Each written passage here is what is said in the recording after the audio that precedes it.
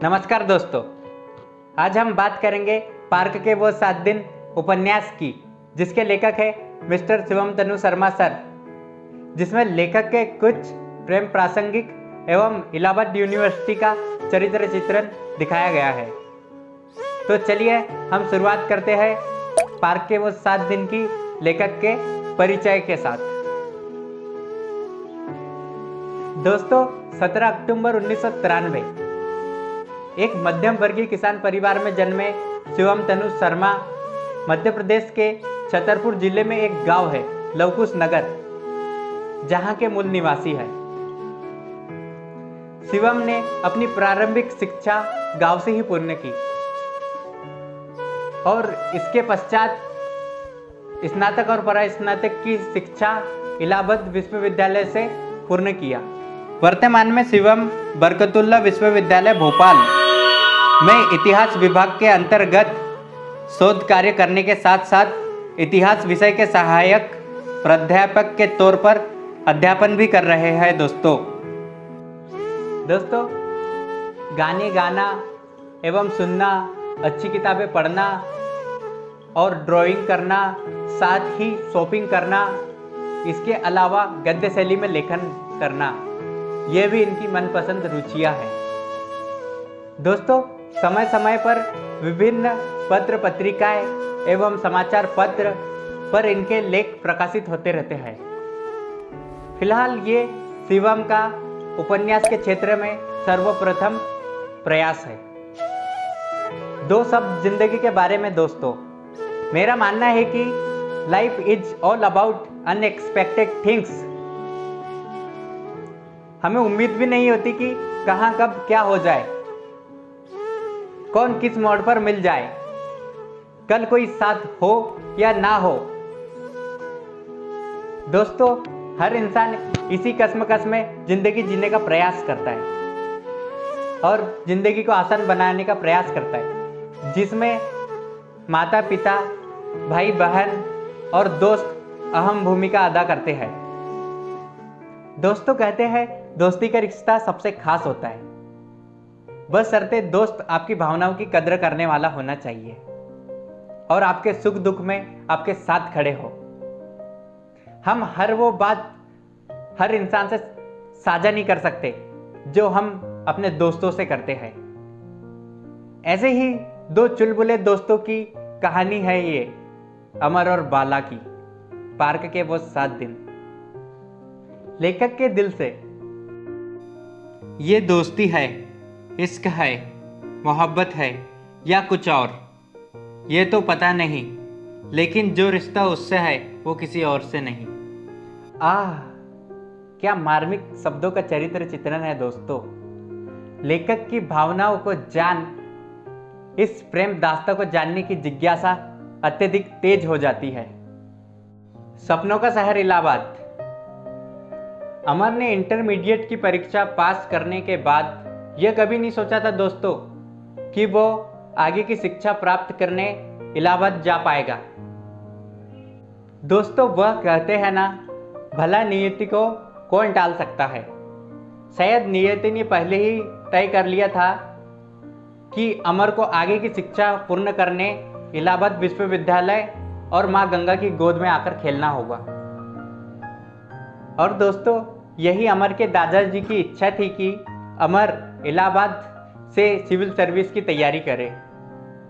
तो आपको हम लिए चलते हैं अब इलाहाबाद, जहां हमारे इस मूवी के हीरो अमर का आगमन होता है।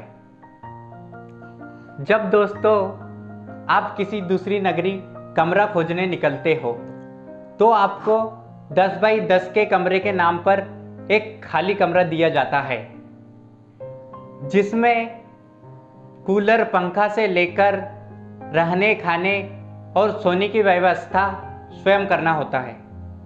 ऐसे ही 10 बाई 10 के कमरे में रहा करता था हमारा हीरो अमर, अर्थात मिस्टर शिवम तनु शर्मा सर।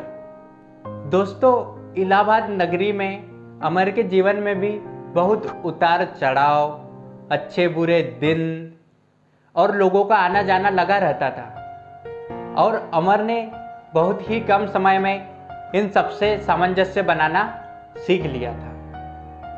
दोस्तों, भारत देश में प्रत्येक शहर की अपनी बोली, भाषा, वेशभूषा, व्यंजन, पकवान की पहचान होती है।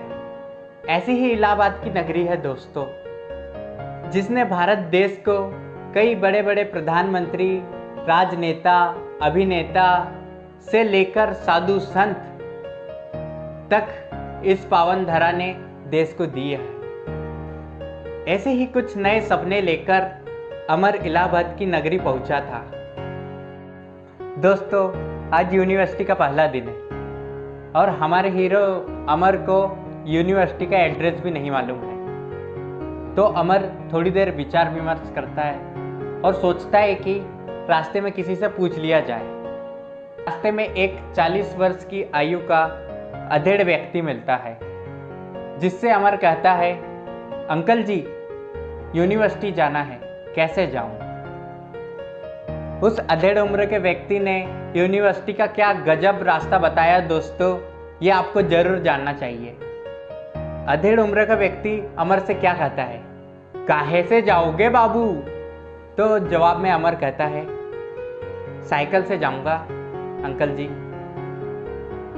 अच्छा, तो ऐसा करो, तुम यहाँ से मेन रोड चले ही जाओगे, वहां से लेबर चौराहा जाना, आगे जाकर ललिता स्वीट हाउस से दाहिने मुड़ जाना, फिर आगे जाकर साकेत हॉस्पिटल अल्लाहपुर चौकी से बाएं मुड़ जाना, वहां से कुंदन गेस्ट हाउस से दाहिने मुड़कर चर्च लेन होते हुए डीजे हॉस्टल, बस उसी के बगलिए में तो यूनिवर्सिटी है।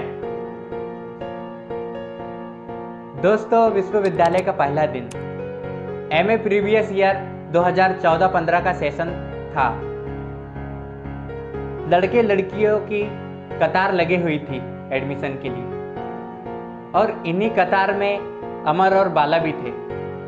थोड़ी बहुत समस्या के बाद आखिर एडमिशन हो ही गया था दोस्तों, और ये थकान भरा दिन बीत गया। अरे भैया, क्या आपको इलाहाबादी रूम की खासियत पता है? दोस्तों, इलाहाबादी मकान मालिक यानी कि बाबू भैया के रूल्स कुछ अलग ही होते हैं। आइए जानते हैं। पहला तो आपको कूलर का बिल अलग से लगेगा, और कमरे में ज़्यादा लोग नहीं आएंगे, और कमरे में मांसाहार तो कभी नहीं बनेगा। साथ ही रात में 9 बजे के बाद एंट्री बंद, और कमरे में आपके लड़कियां बिल्कुल नहीं आएगी, चाहे वो आपकी बहन ही क्यों ना हो। ऐसा मानो हेरा फेरी का सीन क्रिएट हो जाता है इलाहाबाद में दोस्तों। थोड़ी ही देर में अमर और उसके दोस्त कॉलेज पहुंचते हैं और सभी से परिचित होते हैं, और सबका अपना एक बहुत ही बढ़िया ग्रुप बन जाता है, जिसमें अमर और बाला का भी एक ग्रुप है दोस्तों। जहां इलाहाबाद विश्वविद्यालय की बात हो और सेंट्रल लाइब्रेरी का जिक्र ना हो, ऐसा तो बिल्कुल हो ही नहीं सकता। चलो आपको अब हम लिए चलते हैं सेंट्रल लाइब्रेरी। दोस्तों, लाइब्रेरी जाने के बहुत अनगिनत फायदे होते हैं। इसका एक और फायदा भी है, जिससे कई लोग वाकिफ भी होंगे। ये सीक्रेट मैं आपको बताऊंगा, जरा कान पास में लेके आइए। ये पुस्तकालय ढेर सारे प्रेमी जोड़ों का अड्डा भी होता है। यहाँ पढ़ाई के साथ साथ सेटिंग भी हो जाती है दोस्तों। इसी लाइब्रेरी में बाला भी कभी कभी अपनी सहेलियों के साथ पढ़ने आती थी। एक दिन अमर अचानक से लाइब्रेरी सुबह जल्दी पहुंच जाता है, तो उसकी नजरें अचानक से सामने बैठी टेबल पर एक लड़की पर पड़ती है। वो लड़की कोई और नहीं, बाला थी। उस दिन वहां सन्नाटा पसरा हुआ था। टेबल के पास बैठी बाला के आधे बाल उसके किताबों पर थे, और आधे बाल उसका चेहरा ढकने की कोशिश कर रहे थे। उसके बालों से ढके चेहरे का तेज ऐसा था मानो जैसे सूर्य से निकलती किरणों का तेज। चमकता चेहरा, उसके होठों के बीच फंसे पेन की झलक मानो अमर के हृदय को गदगद कर रही थी। हालांकि अमर पहचान तो जाता है कि यह लड़की उसके क्लास की है, लेकिन कौन है, क्या नाम है, यह नहीं जानता। अमर ने जैसे ही बाला की ओर कदम बढ़ाए ही थे, अचानक बाला की रुमानियत भरी नजरें ऊपर उठी और अमर के तरफ देखने लगी। शायद बाला को अंदाजा भी नहीं था कि उसकी नजरें अभी अभी जिस लड़के पर पड़ी है वो पिछले आधे घंटे से उसे निहार रहा था। लेकिन दोस्तों, अमर की पाक नजरें साफ थी और नजरिया भी स्पष्ट था। अमर गंदा तो बिल्कुल भी नहीं था दोस्तों। अरे रुको रुको बाबू भैया, हम तो बातों ही बातों में भूल ही गए थे बाला के बारे में बताना। बाला मूलतः हरियाणा की रहने वाली लड़की थी। उसके पापा की नौकरी लखनऊ में होने के कारण वह पापा के साथ लखनऊ में रहती थी। बाला ने अपनी स्कूली और स्नातक की शिक्षा लखनऊ से ही पूर्ण की। बाला ने आगे की शिक्षा प्राप्त करने के लिए इलाहाबाद विश्वविद्यालय में अंग्रेजी विभाग के अंतर्गत दाखिला लिया। बाला समझदार, गंभीर और अव्वल थी। बाला एक शांत स्वभाव की लड़की थी।